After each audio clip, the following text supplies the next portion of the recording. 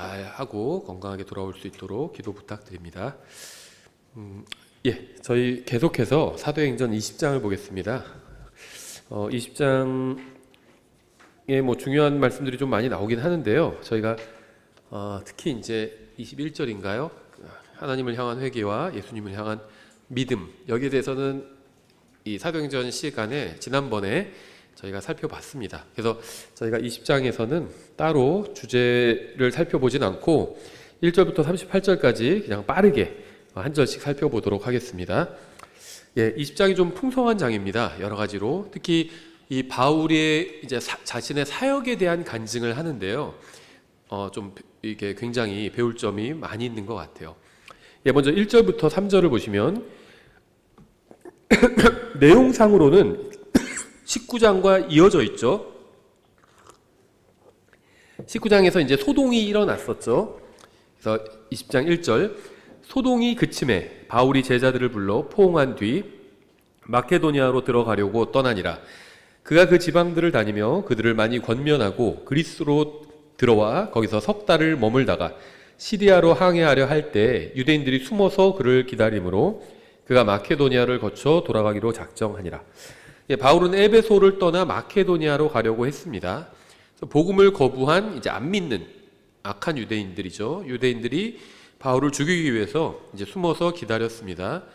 바울은 아테네와 고린도로 돌아가려고 지금 했던 거죠. 계속해서 4절에 그와 함께 아시아로 들어간 사람들은 베레아 출신의 소바더와 데살로니가 사람들 중에서 아리스타고와 세군도와 더베 출신의 가이오와 디모데와 아시아 출신의 두기고와 드로비모더라. 여기서 열거한 사람들은 모두 바울의 사역으로 인해서 믿게 된 사람들이고 또 이제 이 에베소 교회 사역에 동참했던 사람들로 보입니다. 바울은 그리스와 마케도니아를 통과해 지나가면서 이제 자신이 세운 교회들을 이제 방문해서 말씀으로 권면하고 이제 그러려고 했던 거죠. 5절, 이들은 먼저 가서 드로아에서 우리를 기다렸고 우리는 무교절을 기간이 지난 뒤에 빌립보에서 배로 떠나 닷새 만에 드로아에 있는 그들에게 가서 이래 동안 거기 머무니라.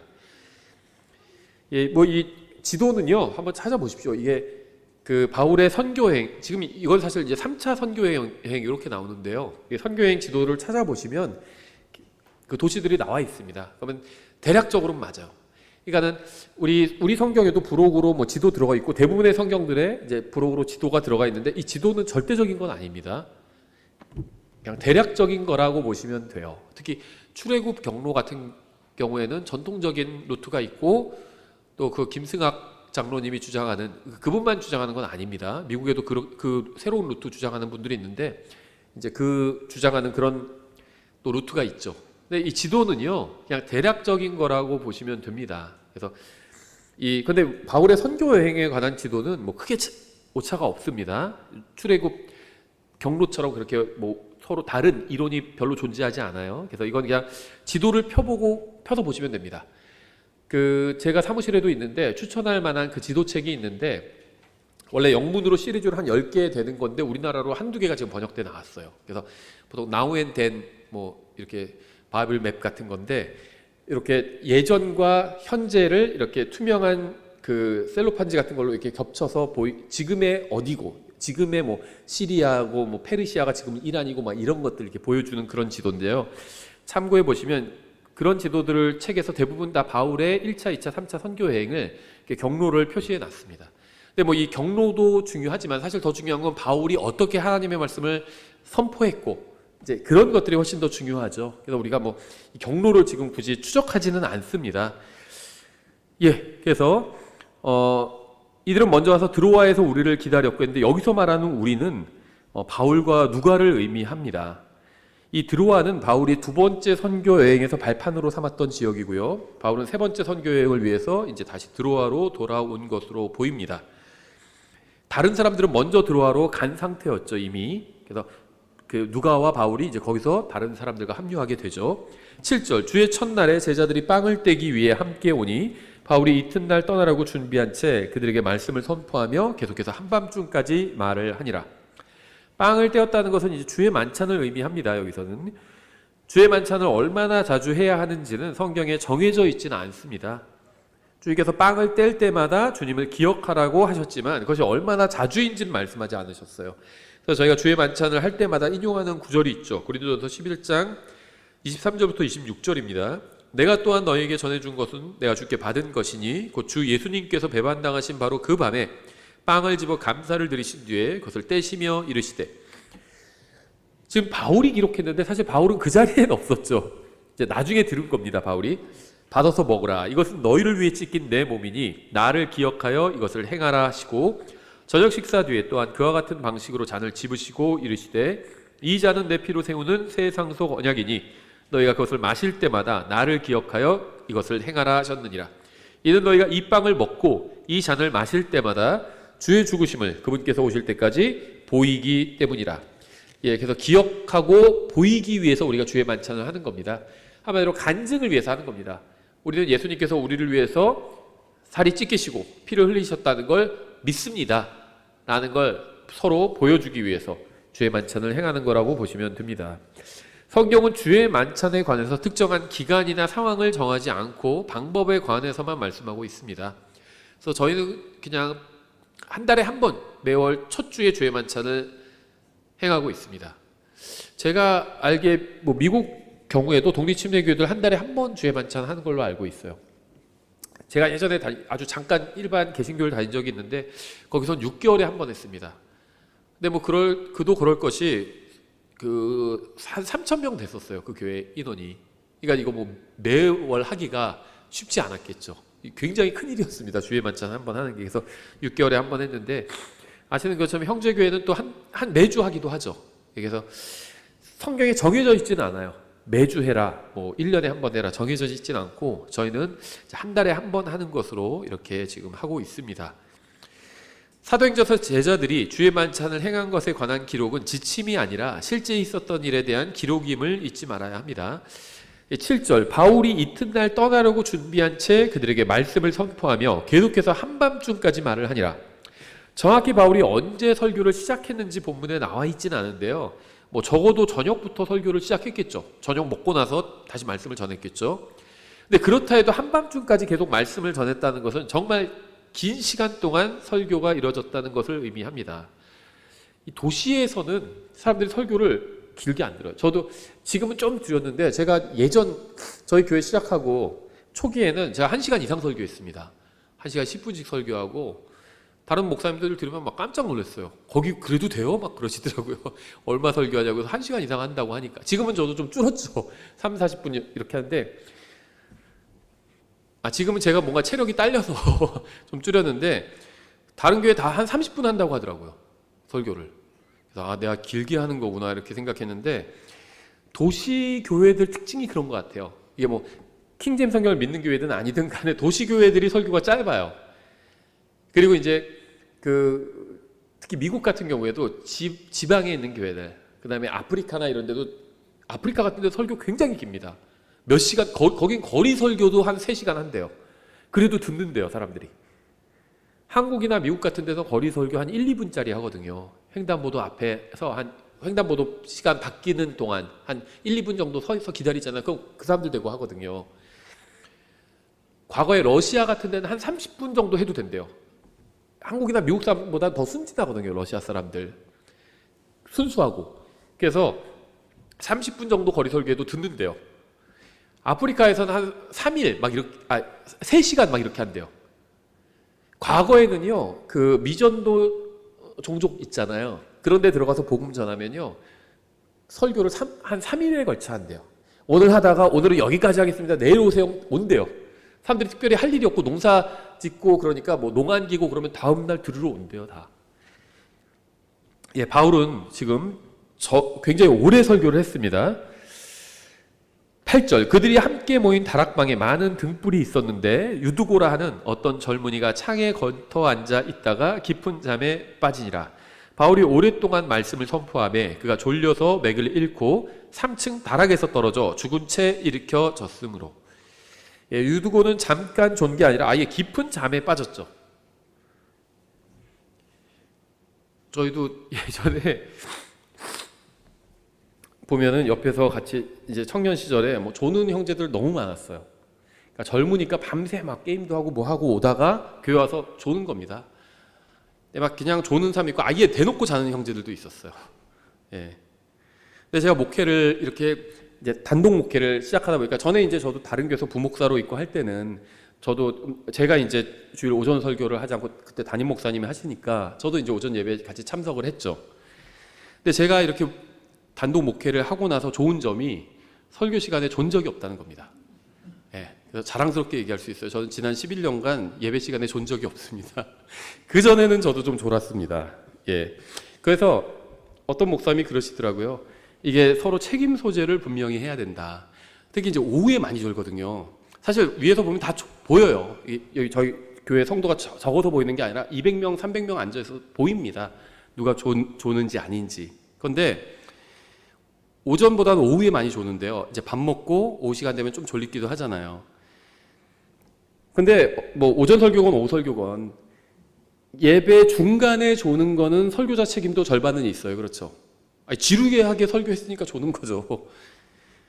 근데 시작할 때 조는 거는 설교자 책임이 아닙니다. 그거는 아직 시작도 안 했는데 그거는 이제 본인 책임이에요. 본인이 밤에 뭐 딴짓을 했던지 다른 일을 했던지 잠을 충분히 자지 못한 거죠. 예, 그래서 책임 소재를 분명히 해야 됩니다. 아직 지금 시작한 지 얼마 안 됐으니까 아직은 제 책임 아니에요.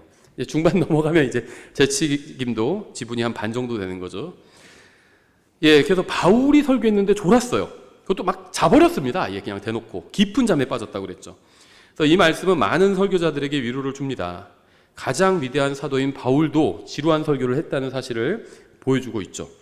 10절 바울이 내려가서 그 위에 엎드려 그를 껴안고 이르되 그의 생명이 그의 속에 있으니 근심하지 말라 하고는 죽은 사람을 껴안아 살린 경우는 성경에 몇 번 나와요. 근데 죽은 사람을 살린 이 기적을 행한 사람이 누구 있을까요? 먼저 이 바울이 있죠.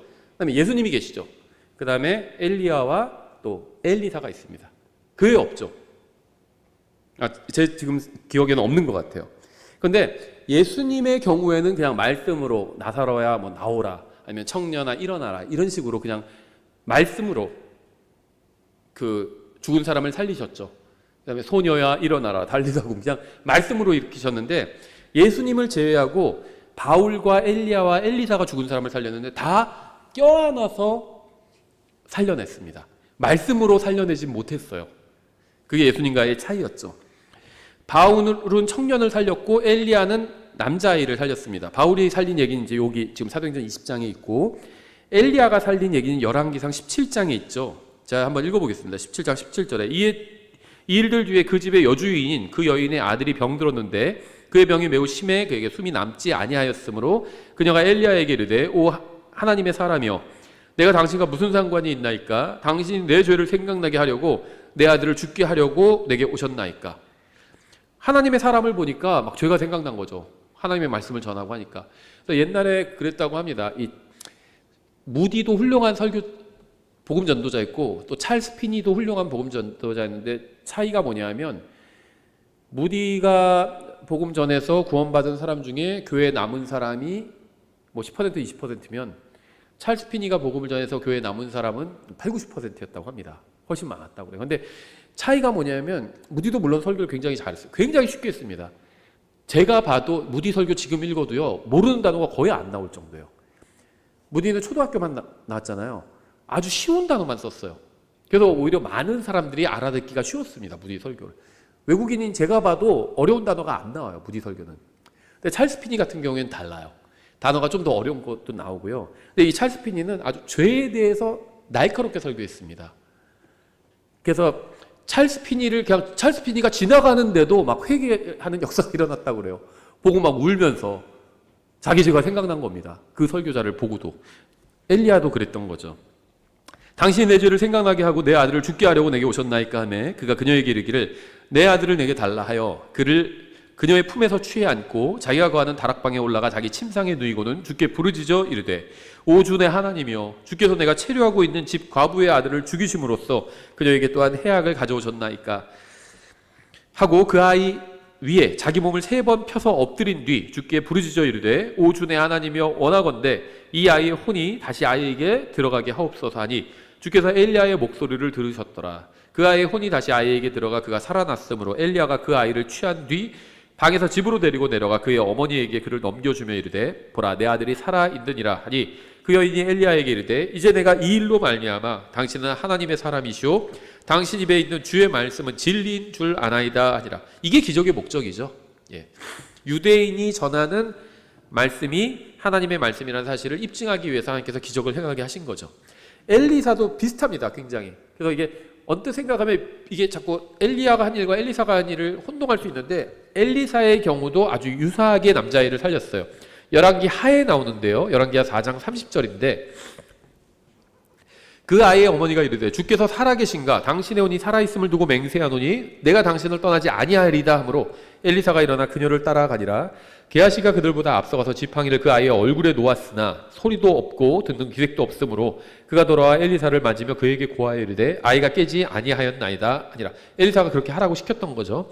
엘리사가 집에 들어가니 보라 아이가 죽어 자기 침상에 누워 있으므로 그가 들어가 자기들 두 사람 뒤로 문을 닫은 뒤 주께 기도하고 아이 위로 올라가 그의 위에 엎드린 뒤 자기 입을 그의 입에 자기 눈을 그의 눈에 자기 손을 그의 손에 대고 그 아이 위에 자기 몸을 펴니 아이의 살이 따뜻하게 되니라. 이에 엘리사가 돌아서서 집안에서 이리저리 다니다가 올라가 아이 위에 자기 몸을 펴매 아이가 7번 재채기를 하고 눈을 뜨므로.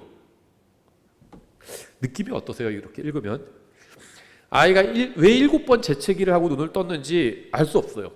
근데 성경에는요 설명할 수 없는 이상한 일들이 많이 기록되어 있습니다.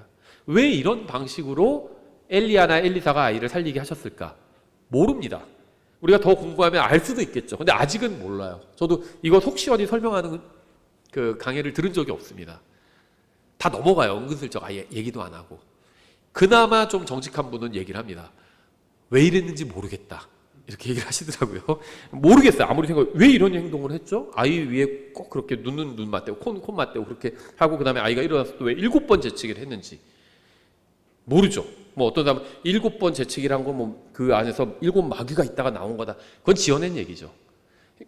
추측할 필요는 없습니다. 성경에 없는 거를. 그냥 있는 성경에서 말하지 않는 거는 가지 않아요. 말하지 않는 길은 가지 않습니다. 말하는 데까지만 가면 됩니다. 7번 재채기를 했다 하면 거기까지만 가면 돼요.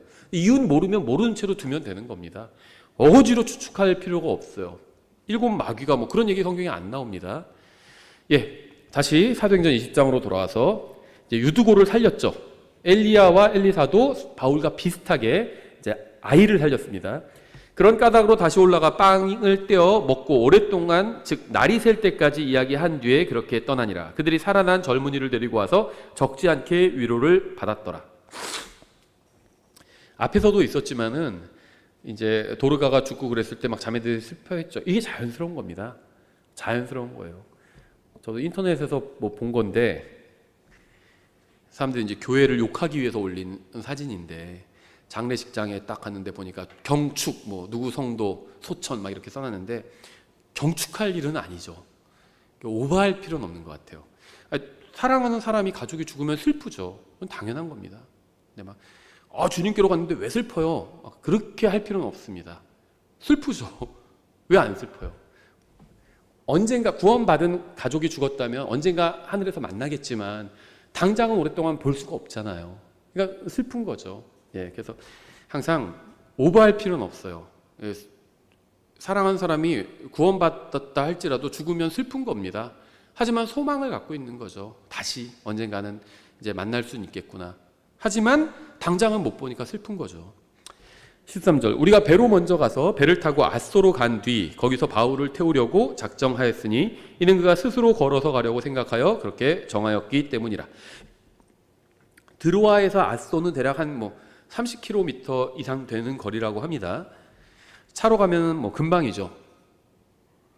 제가 수련회 장소가 이 교회에서 한 20km 정도 나오길래 한 차로 30분 걸려 이렇게 얘기했는데 죄송합니다. 본의 아니게 거짓말을 했어요.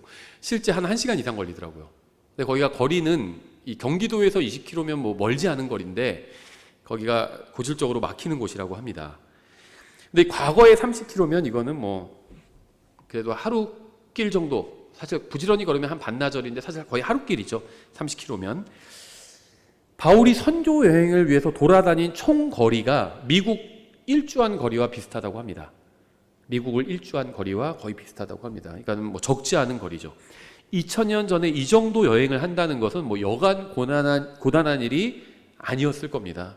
그것도 생각해보세요. 2000년 전에 그 중동과 물론 소아시아 지역이지만 또 유럽 일부까지 포함이죠. 스페인까지 가서 복음 전했으니까. 그런데 2000년 전이에요. 지금도 유럽 가면요. 유럽 뭐 인도나 뭐 그런 데처럼 아주 치안이 안 좋은 건 아니지만 그리고 뭐 좀도둑도 많고 뭐 그런 지역이잖아요. 그렇죠. 이 전 세계적으로 여행하기에 안전한 곳이 사실 많지 않아요. 대한민국, 일본, 뭐 싱가폴, 뭐 호주 뭐 이런 데 빼고는 대부분은 좀 위험성이 있죠. 2000년 전이면 뭐 말할 것도 없겠죠.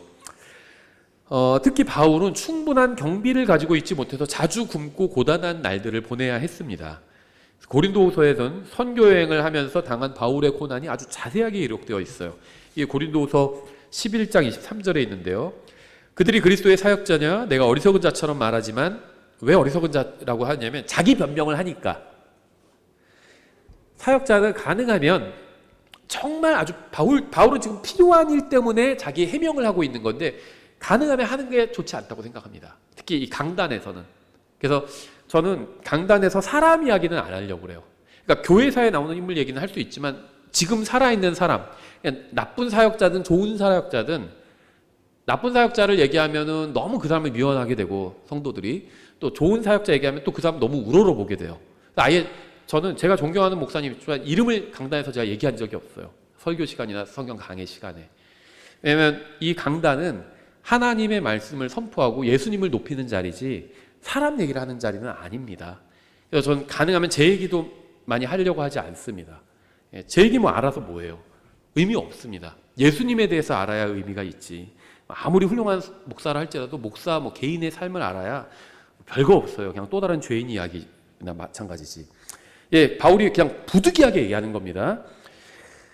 나는 더욱 그러하도다. 내가 수고를 더욱 넘치도록 하고 매도 지나치게 맞고 감옥에도 더 자주 갇히고 여러 번 죽을 뻔하였으니 내가 유대인들로부터 마흔에서 하나 뺀 매를 5번 맞았고 3번 몽둥이로 맞고 1번 돌로 맞고 3번 파선을 당하여 한 밤과 한 낮을 기쁨 속에서 있었으며 자주 여행하면서 물들의 위험과 강도들의 위험과 내 동포로 인한 위험과 앞에서 유대인들이 숨어서 죽이려고 했죠. 바울을. 이교도들로 인한 위험과 도시에서의 위험과 광야에서의 위험과 바다에서의 위험과 거짓 형제들 가운데서 위험을 당하였고 지치고 아프며 여러 번 밤을 새우고 굶주리며 목마르고 여러 번 금식하며 추위를 당하며 헐벗었노라. 밖에 있는 그 일들 외에도 날마다 내게 닥치는 것이 있었으니 곧 모든 교회들을 위해 염려하는 것이라. 정말 고된 그런 사역을 했다는 걸 우리가 충분히 알 수 있죠. 계속해서 14절에 그가 아소에서 우리를 만나매 우리가 그를 태우고 미둘레네로 간 뒤 거기서 배를 타고 떠나 다음날 기호 맞은편에 다다랐고 다음날 사모에 도착하여 드로길리움에 머물렀으며 지금 복음을 전했던 도시를 다시 한번 다 방문해 보는 겁니다. 다음날 밀레도로에 다다랐으니 이는 바울이 아시아에서 시간을 보내려 하지 아니었으므로 배를 타고 에베소 옆으로 가기로 결정했기 때문이며 또 가능하면 오순절날 예루살렘에 있으려고 그가 서둘렀기 때문이더라. 그래서 복음을 전했던 곳을 다 방문을 하지만 지금 좀 서두르고 있어요. 왜냐하면 오순절에 예루살렘에서 복음을 전하기 위해서죠. 오순절 날에 명절을 지키기 위해서 유대인들이 예루살렘으로 모이면 그들에게 복음을 전하기 위해서 바울은 명절에 맞춰 예루살렘에 가려고 했습니다. 사도행전 2장에서도 그런 얘기가 나오죠. 2장 1절에 오순절 날이 충만히 찼을 때 그들이 다 한 마음이 되어 한 곳에 있었는데 5절 유대인들이 하늘 아래 모든 민족으로부터 나와 예루살렘에 거하고 있었는데 이들은 독실한 사람들이더라. 독실한 유대교인이었다는 거죠. 그래서 독실한, 그래서 그나마 배교한, 그러니까 완전 하나님의 말씀에 관심 없는 사람들이 아니라 구약 성경을 믿고 하나님의 말씀에 관심 있는 사람들이 이제 명절을 지키러 오순절 때 예루살렘에 모이게 되죠. 그럼 그들에게 이제 구약 성경을 가지고 복음을 전하기 위해서 바울이 좀 서둘렀던 겁니다. 우리가 로마서 9장 10장을 통해서 알 수 있는 것처럼 바울은 자기 민족을 위해서라면 자기가 정말 저주를 받는 한이 있어도 우리 민족이 구원받았으면 좋겠다, 이런 아주 강한 형제가 있었죠. 민족을 향한. 17절 그가 밀레도에서 에베소로 사람을 보내어 교회 장로들을 부르니, 에베소 교회는 이제 장로들이 있었어요. 그래서 처음에 초대교회에는 12사도가 있었죠. 사도행전 6장 2절에 그때 12사도가 제자들의 무리를 자기들 앞으로 불러 이르되 하면서 12사도가 교회, 그때는 이제 예루살렘 교회밖에 없었죠. 이때는. 그러니까 사도행전 초기에는 예루살렘 교회밖에 없었고 12사도가 이 예루살렘 교회를 인도했습니다. 근데 사도행전 15장에서는 이제는 장로들을 세우기 시작했어요. 12사도 외에. 그래서 15장에서는 교회에 큰 문제가 생기자 사도들이 장로들과 함께 논의를 했습니다. 15장 6절이죠. 사도들과 장로들이 이 일을 깊이 생각해 보려고 함께 왔는데, 그러니까 사도행전 이 6장에 비해서 지금 몇 년이 흐른 뒤에요. 15장은. 그리고 다시 또 이제 그 15장에서 20장은 한 10여 년이 흐른 뒤입니다. 이게. 우리 성경을 쭉 읽으니까 그냥 며칠 후인 것 같은데 며칠 후가 아니라 한 10년에서 12년 정도가 흐른 후라고 보시면 돼요. 사도행전 15장에서 20장 요 사이가. 예, 그래서 우리는 이 말씀을 통해서 교회를 돌보는 일을 사도들뿐 아니라 장로들도 함께 했다는 사실을 알 수 있습니다. 교회를 누가 돌보냐? 성장한 사람들이 돌보는 겁니다. 가정을 누가 돌보냐? 엄마 아빠가 돌보죠. 그런데 아이들이 이제 이러면 집에 아이들 많은 경우에 아이들이 이제 큰 아이들은 먼저 성장하는 경우가 있어요. 예를 들면 아이가 한 7명이다. 그럼 나이 차이가 나죠. 큰 애는 이제 성인이 되는 경우가 있어요. 그리고 이제 작은 애는 아직 뭐 유치원이나 초등학교 다니는 경우도 있죠. 그러면 같은 아이지만 이미 성인이 된 아이들은 이제 가정에서 부모를 도와서 가정을 이끄는 일을 하죠.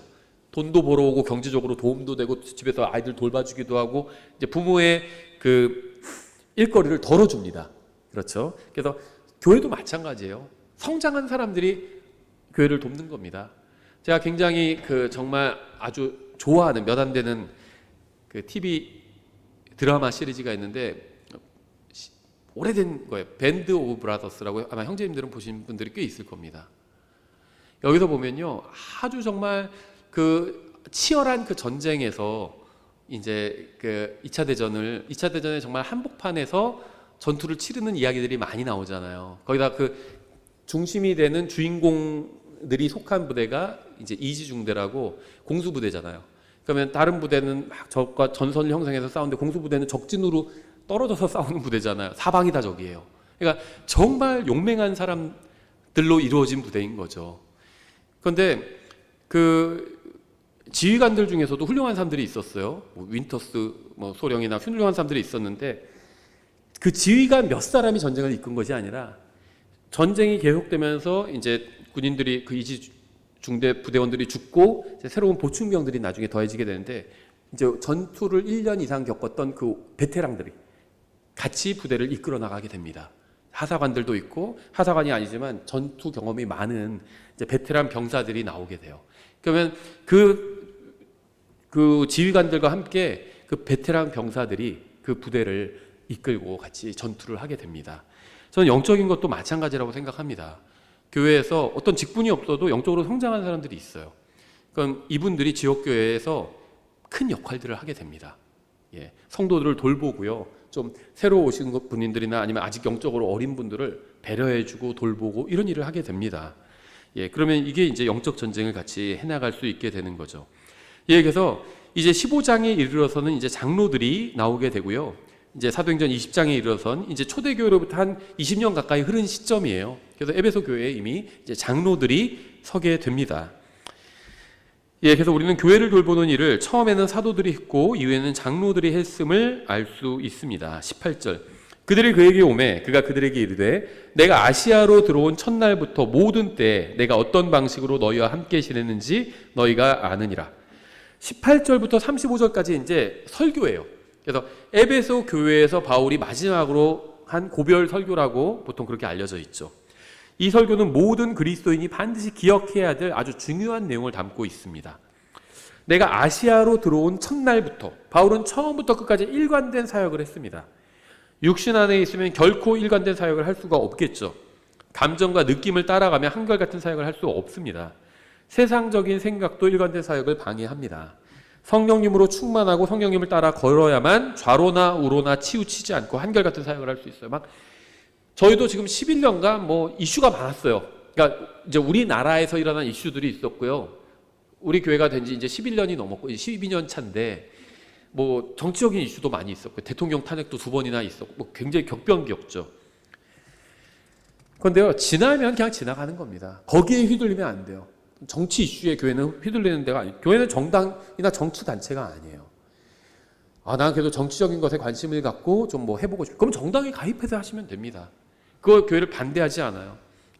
그거는 국가에서 합법적으로 할 수 있는 일이잖아요. 자기가 옳다고 생각하는 정당에 가입해서 활동을 하세요. 괜찮습니다. 근데 교회가 그 일은 하진 않는다는 겁니다. 그러면 교회가 좌로나 우로나 치우치게 됩니다. 그런 거 하면은. 교회는 그거보다 비교할 수 없을 정도로 훨씬 더 중요한 일, 예수 그리스도의 그 영광스러운 복음을 세상에 선포하는 일과 또 말씀으로 성도들을 돕는 일을 합니다. 그거 훨씬 중요합니다. 가히 비교 안 돼요. 대한민국이나 뭐 미국을 바로 세우는 일, 뭐 그런 거, 미국을 다시 위대하게 하는 일, 그것과 비교할 수 없을 정도로 훨씬 중요한 일입니다. 예수 그리스도의 그 십자가 복음을 선포하는 일. 하나님 앞에서 그것보다 더 중요한 일은 없습니다. 그렇죠.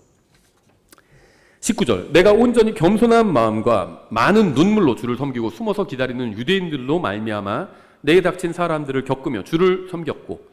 바울은 겸손했습니다. 이것이 바울이 주님을 위해서 많이 수고하고 열매를 맺을 수 있었던 비결입니다. 겸손한 사람 특징은요, 자기 겸손하다는 얘기 안 해요. 자기가 교만하다고 합니다. 오히려 그렇죠. 교만한 사람은 자기가 겸손하다고 해요. 그런데 이제 그렇다고 해서 저는 교만한 사람입니다, 이러고 다니는 사람도 겸손한 사람이 아니에요. 겸손한 사람은요, 자기 얘기 안 합니다. 잘 할 필요가 없어요. 특히 사역자는 그래요. 저는 굉장히 좀 제가 누구 특정하는 거 아닙니다. 싫어하는 부류가 자기 얘기 많이 하는 사역자예요. 계속 자기 얘기 계속 하는 사람들. 겸손함과는 거리가 멀다고 생각합니다. 그렇죠. 바울은 겸손했습니다. 그리고 그것이 바울이 열매 맺는 사역을 할 수 있었던 근거였습니다. 기초였습니다. 바울의 사역은 그의 머리에서 나온 것이 아니라 겸손한 마음에서 나왔습니다. 자신이 아니라 하나님께서 위대하신 분이라는 사실을 인정해야 비로소 주님의 사역을 감당할 수 있습니다. 교만한 마음은 주님의 영광을 훔쳐갑니다. 그러니까 뭐 영광을 훔쳐간다는 게 다른 게 아니야. 뭐 설교자가 계속 자기 얘기하면 사람들이 그 설교자를 집중하게 되잖아요. 그건 잘못된 설교입니다. 아무리 킹제임 성경 갖고 해도 그건 잘못된 설교예요. 성도들의 마음을 예수님께로 향하게 해야 합니다. 침례자 요한처럼 예수님께 가게 해야 돼요. 예수님께 집중하도록. 그게 설교의 목적입니다. 자기 얘기 계속하면 성도들이 결국 설교자한테 집중하게 되고 우리 목사님 그런 삶을 살았구나, 그런 것만 머리에 남게 돼요. 그러면 아무 소용도 없습니다. 의미도 없고. 이 자기 중심적인 생각은 사역의 걸림돌이 됩니다. 자신의 능력과 재능만 바라보면 곧 실망하게 될 것입니다. 오직 주님께 모든 영광을 돌리고 온전히 겸손한 마음으로 일해야만 주님의 일을 할 수 있습니다. 그러니까 겸손한 마음으로 일한다는 건 성도들의 관심을 주님께로 향하게 하는 것, 목사에게 향하게 하는 게 아니라 그것이죠. 많은 눈물로 주를 섬기고. 부드러운 마음은 사역의 필수 조건입니다.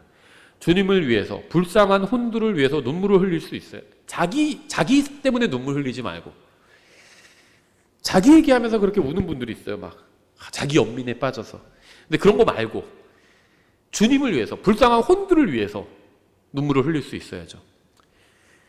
또 시험들을 겪으며 주를 섬겼고, 이렇게 얘기합니다. 시험도 필수적이에요. 물론 여기서 바울이 말하는 시험은 세상의 유혹이나 죄에 대한 유혹, 그런 건 아닙니다. 여기서 말하는 바울이 당했다는 이 시험은 어려움과 고난으로 인해서 사역 포기하고 싶다, 그만두고 싶은 그런 유혹이었어요. 너무 힘드니까. 아까 제가 고린도후서 11장 읽었잖아요. 막 매 맞은 것도 뭐 한두 번도 아니고 막 여러 번이고 갇히고 막 파선당하고. 생각해 보세요. 너무 어려워요. 너무 힘들고. 그러니까 내가 그냥 뭐 세상에서 잘 나가고 싶다, 그런 마음이 아니라 그냥 사역을 쉬고 싶다, 그런 마음. 그런 시험이 있었다는 겁니다. 바울이. 20절, 너에게 유익한 것은 어떤 것도 숨기지 아니하고 너에게 보여주었으며 공중 앞에서 가르치고 집집마다 다니면서 너희를 가르쳤으며 유대인들과 또한 그리스인들에게 하나님을 향한 회개와 우리 주 예수 그리스도를 향한 믿음을 증언하였노라. 바울은 한결같은 간증을 가지고 있었습니다. 그는 언제나 동일하게 구원받지 못한 사람들에게 예수님을 선포했습니다. 바울이 선포한 복음에는 하나님을 향한 회개와 예수님을 향한 믿음이 포함되어 있었습니다. 예수님께서 십자가 위에서 모든 죄값을 갚아주셨기 때문에 모든 죄를 용서받을 수 있고 지옥에 가지 않아도 된다는 복음을 받아들이기 위해선 반드시 먼저 하나님 앞에서 회개해야 합니다. 그러니까 자기가 죄인이라는 사실을 인정해야 회개할 수 있는 거죠. 회개 없는 믿음과 용서만 전하는 현대의 복음은 사도 바울이 선포한 복음과는 완전히 다른 형태의 복음이고 저주받을 복음이에요. 복음이 아닌 거죠, 그건. 22절. 보라, 이제 내가 예루살렘에서 내게 닥칠 일들을 알지 못한 채 영 안에서 결박되어 거기로 가노라. 더욱이 성령님께서 결박과 고난이 나를 기다린다고 말씀하시며 모든 도시에서 증언하시지만 이 일들 중 어떤 것도 나를 움직이지 못하며 내가 나의 생명을 내게 귀한 것으로 여기지도 아니하노니 이것은 내가 나의 달려갈 길을 기쁨으로 끝마치고, 아주 중요한 사역의 원칙이 나옵니다. 기쁨으로 끝마치고 주 예수님에게서 내게 받은 사역 곧 하나님의 은혜의 복음을 증언하는 일을 기쁨으로 끝마치려 함이라. 사도 바울은 주님을 위해서 자신의 인생을 모두 내어드렸을 때 비로소 온전한 인생을 살 수 있었습니다. 마태복음 10장 39절 이렇게 되어 있죠. 자기 생명을 찾는 자는 그것을 잃을 것이요 나로 인해 자기 생명을 잃는 자는 그것을 찾으리라. 바울은 주님을 위해서 자신의 생명을 기꺼이 내어드렸고 그 결과 정말 많은 열매를 맺었습니다. 요한복음 11장 24절. 진실로 진실로 내가 너희에게 이르노니 한 알의 밀이 땅에 떨어져 죽지 아니하면 홀로 남지만 죽으면 많은 열매를 맺느니라. 바울의 인생은 주님께 완전히 내어드리는 인생이었죠. 자기 인생이 없어요. 다 그냥 완전 죽은 자, 나는 날마다 죽노라 그랬잖아요. 그 결과 엄청나게 많은 사람들이 구원받았고 소아시아 전역의 교회들이 서게 된 거죠. 자기 생명을 사랑하는 자는 그것을 잃을 것이요 이 세상에서 자기 생명을 묘하는 자는 영생에 이르도록 그것을 간직하리라. 바울은 주님과 교회와 구원받지 못한 사람들을 위해서 자기 생명을 미워하고 자신의 인생을 주님께 내어드렸고 주님께서는 그를 통해서 기꺼이 일하셨습니다. 이것은 내가 나의 달려갈 길을 기쁨으로 끝마치고 주 예수님에게서 내가 받은 사역 곧 하나님의 은혜의 복음을 증언하는 일을 기쁨으로 끝마치려 함이라. 바울은 그리스도인의 삶을 기쁨으로 즐겼습니다. 그래야 제대로 사역을 할 수 있어요. 저도 제가 뭐 많이 부족하지만 제가 하나님의 말씀을 선포한다는 것 이 자체는 굉장히 즐겁습니다. 기뻐요. 그리고 주님께 굉장히 감사를 드립니다. 내가 하나님의 말씀을 선포할 수 있도록 해주셨다는 것에 정말 감사를 드립니다. 어떤 사람들은 무슨 자기는 뭐 정말 하기 싫은데 주님께서 강제로 자기를 뭐 사역자로 삼으셨다. 하기 싫으면 하지 마세요. 하나님은 아쉬울 게 없어요. 제가 만약에 교회 나는 사역 안 하겠다. 난 세상에 나서 뭐 다른 일을 하면서 내가 살겠다 하면 그래도 주님께서 손해나는 건 없습니다. 뭐 주님께서 저 같은 사람 하나 없다고 뭐 사역 못 하시는 게 아니에요. 아무리 대단한 사람이라도 주님께서 없어도 상관없어요. 주님은. 하기 싫은 사람은 하지 않으면 됩니다. 사역을. 억지로 할 필요가 전혀 없어요. 기쁨으로 하면 됩니다. 기쁨으로 해야 돼요. 얼마나 감사해요. 이 하나님의 위대한 말씀을 선포하는 일에 나같이 정말 아무것도 아닌 사람을 허락해 주셨다는 게 얼마나 감사합니까? 바울은 자신이 잃어버리는 것을 생각하지 않고 얻게 될 것을 생각했습니다. 바울에게는 인생을 바쳐서 주님을 섬기는 것이 짐이 아니었어요. 왜 그럴까요? 왜 짐이 아니었을까요? 이런 정말 엄청난 수고를 했는데 왜 짐이 아니었을까요? 왜냐하면 바울은 진심으로 예수님을 사랑했기 때문입니다. 사랑하면 내 것을 희생해도 아깝지가 않아요. 그렇죠? 남자들은 특히 이거 잘합니다. 정말 내가 사랑하는 너무 정말 반한 여자를 만났어요. 그럼 같이 식사를 합니다. 그럼 돈 없어도 어디 돈 꿔서라도 좋은 데 가서 좋은 거 먹여주고 싶어요. 좋은 레스토랑 가서 막 맛있는 거 사주고 싶고. 안 아까워요. 한 끼 10만 원짜리를 먹어도 안 아깝습니다. 근데 정말 내 스타일도 아니고 정말 만나고 싶은 생각이 없는데 뭐 누가 소개시켜주고 억지로 만나요. 그럼 무슨 김밥 천국 가서 밥 먹어도 아까워요. 그것도 시간도 아깝고 돈도 아깝고. 뭐 저만 쪼잔해서 그런 게 아니라 남자들 다 그렇습니다. 그러니까 정답은 사랑함에 있습니다. 예수님을 사랑하면 내 것을 다 내어드리고 주님 위해서 하는 수고도 아깝지 않습니다. 기쁨으로 할 수 있어요. 바울의 비결은 그겁니다. 사역자들은 반드시 이걸 기억해야 합니다. 주님을 사랑해야 됩니다. 근데 주님은 이렇게까지 사랑이 안 되는데 그럼 더 공부해야 돼요. 하나님에 대해서 예수님에서 알면 알수록 더 예수님을 사랑하게 됩니다. 인간은 반대죠. 알면 알수록 실망하게 돼요. 저를 알려고 하지 마십시오. 저도 저에 대한 정보를 얘기해 주지 않는 거예요. 알면 실망하게 됩니다.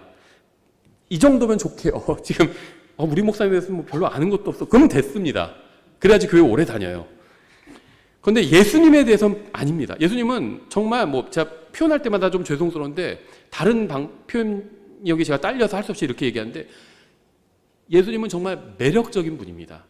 알면 알수록 더 알고 싶고 더 사랑스러워져요. 더 사랑하게 되고. 그래서 교회에서 예수님을 알려주는 겁니다. 이 성경이 예수님에 대해서 증언하고 있잖아요. 예수님에 대해서 알려주는 겁니다. 교회에서 딴 거 없어요. 그냥 교회 목적은 다른 거 가장 중요한 게 예수님에 대해서 알려주는 겁니다. 성도들이. 그럼 예수님을 사랑하게 되고 그러면 시키지 않아도 막 예수님을 위해서 자기 헌신을 합니다. 억지로 막 헌신하게 하고 무슨 갖고 온 거 오늘 헌금으로 지갑채 내놓으십시오 막 이렇게 안 해도 돼요. 예수님을 사랑하면 하지 말라고 해도 다 자기의 삶을 주님께 내어드립니다. 그래서 교회에서는 예수님을 가르치면 되는 겁니다. 바울의 사역 비결은 예수님을 사랑했던 것입니다. 하나님께서는 예수님을 사랑하는 사람들에게 능력을 더해 주셔서 온전히 사역을 감당하게 계십니다. 로마서 8장 28절 그런 말씀하겠죠. 우리가 아는 바와 같이 하나님을 사랑하는 자들이요. 구원받은 자들이 아닙니다. 하나님을 사랑하는 자들, 곧 그분의 목적에 따라 부르심을 받은 자들에게 모든 것이 협력하여 선을 이루는, 구원받은 사람들에게 모든 것이 협력하여 선을 이루는 것이 아니라 하나님을 사랑하는 자들에게 모든 것이 협력하여 선을 이룬다는 겁니다. 그래서 참된 영성, true spirituality, 참된 영성과 능력은 성경을 얼마나 암송하느냐에 있지 않고 예수님을 사랑하는 데 있음을 잊지 말아야 합니다. 예수님을 사랑할수록 영적인 능력이 커집니다. 25절 보라 내가 너희 가운데서 하나님의 왕국을 선포하며 다녔으나 너희 모두가 다시는 내 얼굴을 보지 못할 줄 이제 내가 아노라. 고별 설교죠. 그래서 그러므로 내가 모든 사람의 피로부터 깨끗함을 내가 이날 너희에게 증언하노니. 바울은 자신이 만나는 모든 사람에게 복음을 전했기 때문에 자신이 만나는 모든 사람의 피로부터 깨끗했습니다. 에스겔서에서 나오죠. 하나님의 말씀을 선포하지 않으면, 경고하지 않으면 그 사람들은 어쨌든 자기 죄로 인해서 지옥에 가겠지만 내가 어떤 사람들을 보고도 경고하지 않으면 나에게서 그 피를 찾겠다고 말씀하셨죠. 이건 나를 지옥에 보내시겠다는 건 아닙니다. 다만 나에게 책임을 물으시겠다는 거죠. 우리도 세상을 떠날 때 이런 고백을 할 수 있다면 하나님 앞에서 정말 성공한 인생을 살았다고 할 수 있을 겁니다. 우리가 아는 모든 사람이 큰인 왕자 심판석에서 복음을 들어본 적이 없다는 핑계를 댈 수 없게 해야 돼요. 우리는 가능하면 많은 사람에게 하나님의 구원 계획을 전해 주어야 합니다. 27절 이는 내가 지금까지 회피하지 아니하고 하나님의 모든 계획을 너에게 밝히 말하였기 때문이라. 말씀의 사역자는 성도들에게 하나님의 모든 계획을 가르쳐야 합니다. 성경을 골고루 가르쳐야 돼요. 로마서만 계속 구원의 복음만 계속 가르치면 안 됩니다. 창세기도 가르치고 로마서도 가르치고 무슨 서신서도 가르치고 출애굽기 민수기도 가르치고요. 골고루 가르쳐야 합니다. 요즘은 복음도 제대로 전하지 않는 교회가 많은 것이 사실이죠. 하지만 복음만 제대로 전하는 것으로 만족해서는 안 됩니다. 어떻게 하면 구원받을 수 있는지 가르쳐야 하는 것처럼 구원받은 이후에 어떻게 살아야 하는지도 가르쳐야 합니다. 이게 진짜 고기에 해당되는 거예요. 이 킹제임스 성경 진영에서 제가 우리 교회에서는 여러 번 말씀드렸지만요. 킹제임스 성경 진영에서 하는 큰 착각이 있어요. 90% 이상이 착각하고 있는데 무슨 대환란이나 천년왕국이나 영원이나 그런 휴거나 재림이나 이런 좀 약간 복잡한 교리들을 알면 그게 자기가 성장한 거고 교리에 해당하는 걸 아는 거다 이렇게 생각합니다. 절대 그렇지 않아요. 형제를 네 몸처럼 사랑하라, 아내를 사랑하라, 남편에게 순종하라, 부모에게 순종하라 이런 말씀을 알고 실천해야 성공한 겁니다. 어려워요. 이게 고기에 해당하는 말씀이요. 교리에 대한 것들은요, 머리로 알면 다 이해해요. 내가 희생할 거 하나도 없잖아요. 그거 어렵지 않습니다. 그런데 아내를 사랑하고요. 이게 신혼 때는 쉽죠. 근데 결혼 한 10년 차 돼 보세요. 이게 쉽지 않아요. 가장 어려운 말씀이다. 그렇게 얘기하는 사람들 많이 봤어요. 남편에게 순종하라. 이거 어렵습니다. 극도로 어려운 말씀이에요.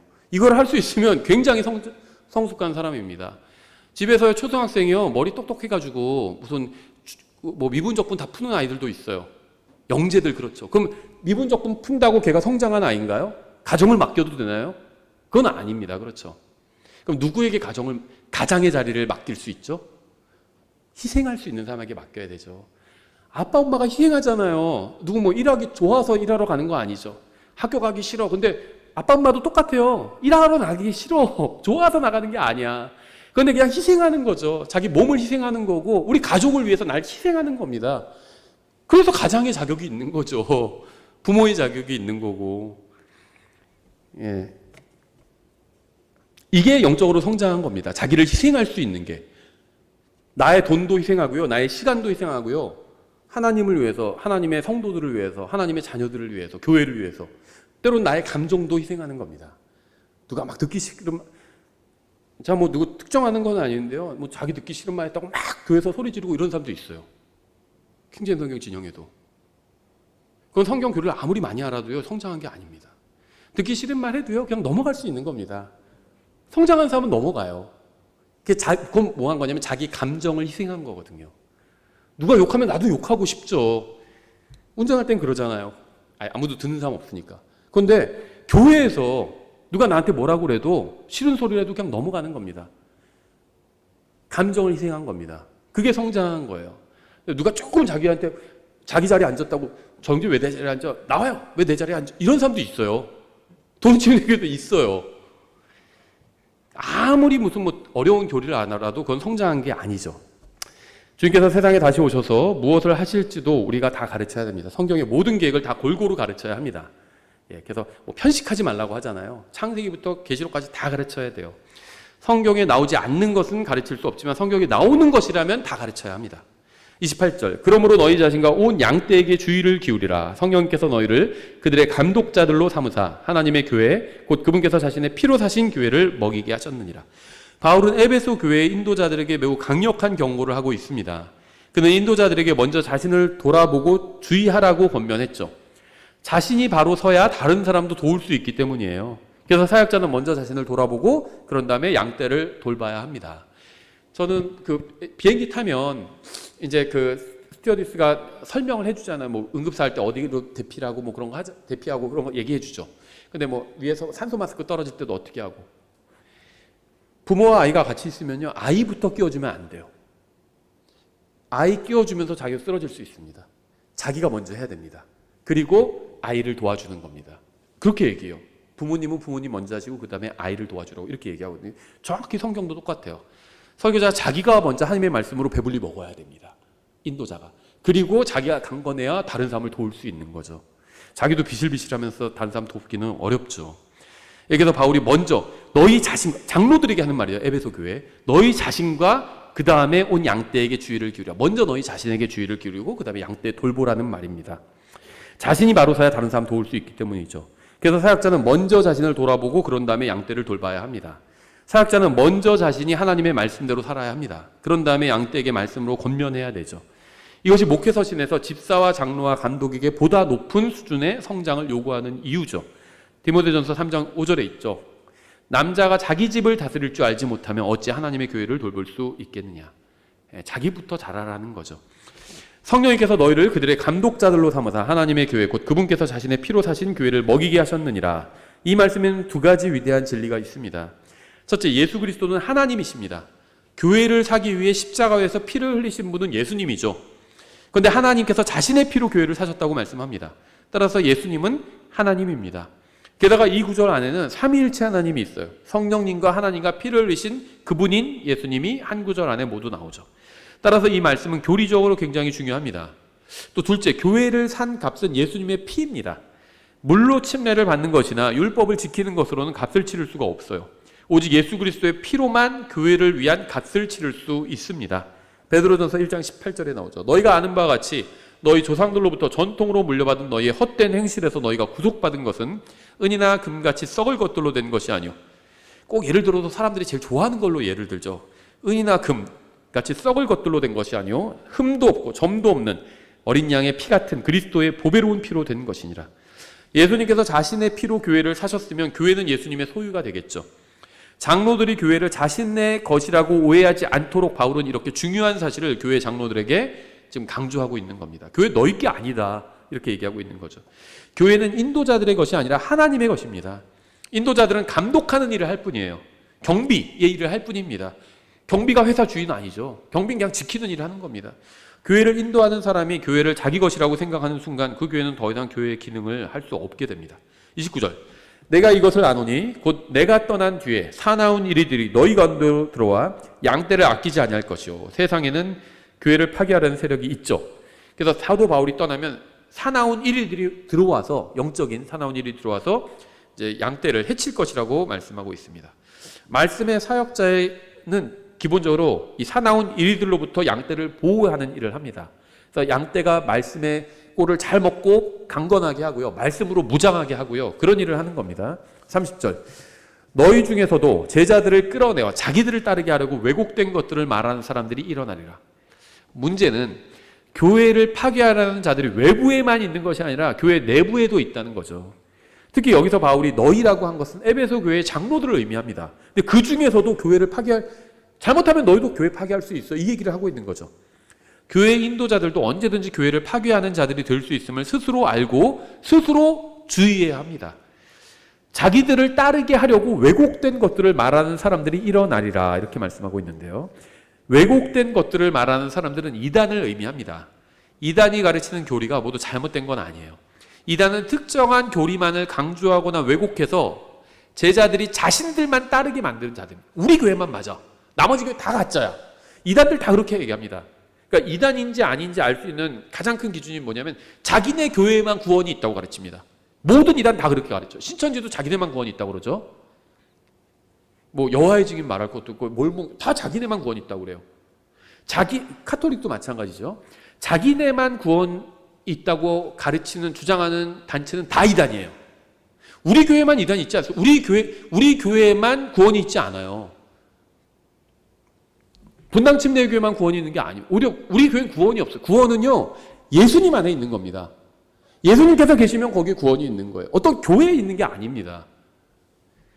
교회는 예수님을 증언하는 것, 예수님께만 구원이 있다는 사실을 증언하는 게 교회가 하는 일이죠. 우리 교회만 구원이 있어 이렇게 하는 건 교회가 월권을 행하는 겁니다. 그게 영광을 도둑질해 가는 거예요. 그게 이단인 겁니다. 우리 교회 구원 없어요.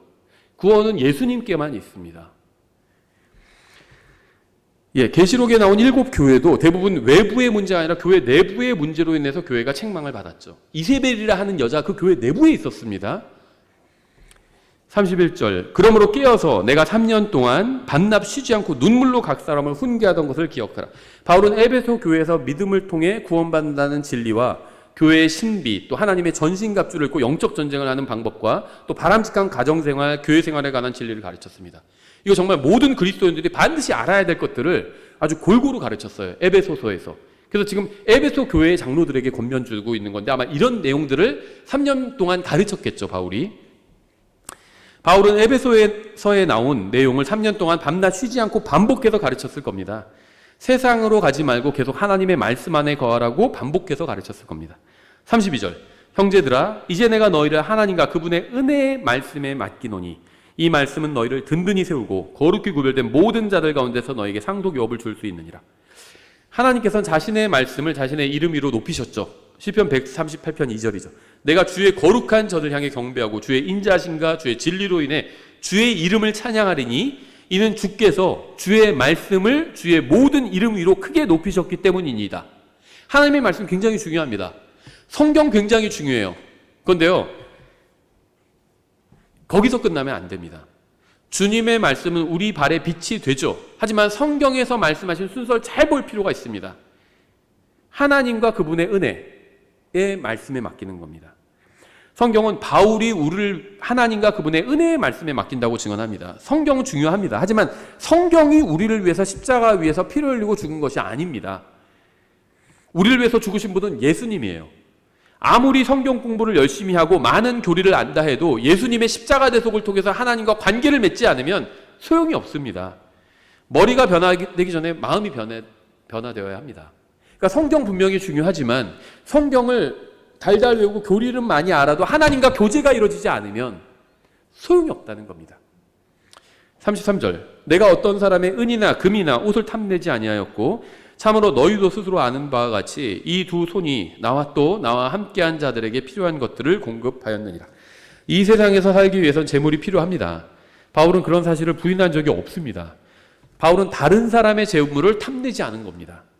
돈이 악한 것이 아니라 돈을 사랑하는 마음이 악한 거죠.